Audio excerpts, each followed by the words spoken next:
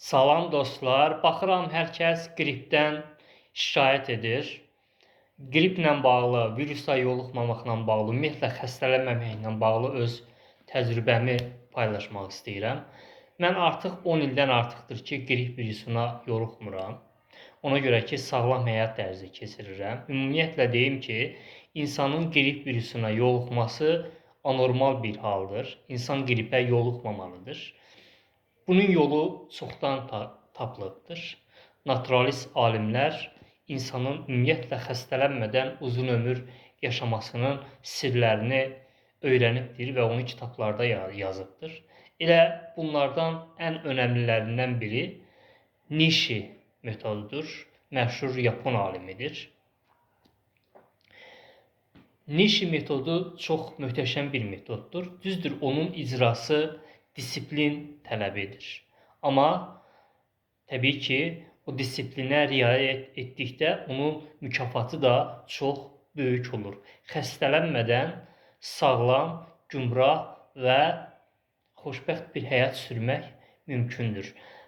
Nishi metodunda bir sıra hərəkətlər var, xüsusən 6 hərəkət var. Onları icra etmək lazımdır.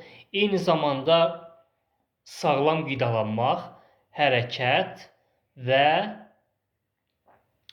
təbiət qoynunda çox gəzmək. Mən daha çox dağlarda gəzirəm. Hətta qış aylarında dağlarda oluram, qarlı dağlarda. İnsanlarımızda yanlış bir təsəvvür var ki, soyuqda viruslar yayılır, insan tez xəstələnir. Bu yanlış bir məlumatdır. Əksinə, soyuqda viruslar ölür. Fikir verirsinizsə, soyuq aylarda ət də demək olar ki, gec xarab olur.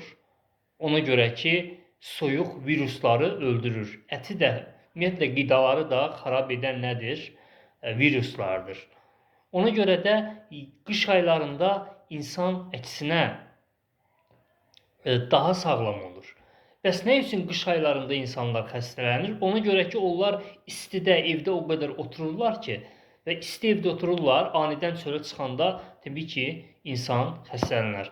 Ona görə də çalışın qış aylarında da açıq havada çox gəzin. İndi demirəm, məni kimi dağa çıxın. Əgər dağlara çıxa bilsəz, lap yaxşı məni kimi. Amma çıxa bilmirsinizsə, o zaman heç olmasa həyətdə çox gəzin.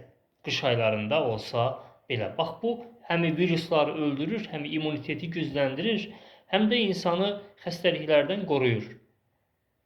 Nishi metodunu da çalışın, ona əməl edin. Kitabları var, yəni çox asandır o kitabı alıb oxumaq, amma ən əsası da ona riayət etmək. Yəni insan qrip virusuna yoluxmamalıdır.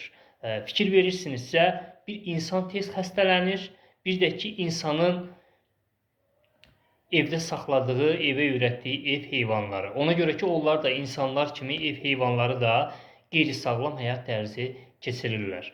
Amma vəhşi heyvanlar demək olar ki, gec xəstələnirlər. Hətta xəstələnmirlər.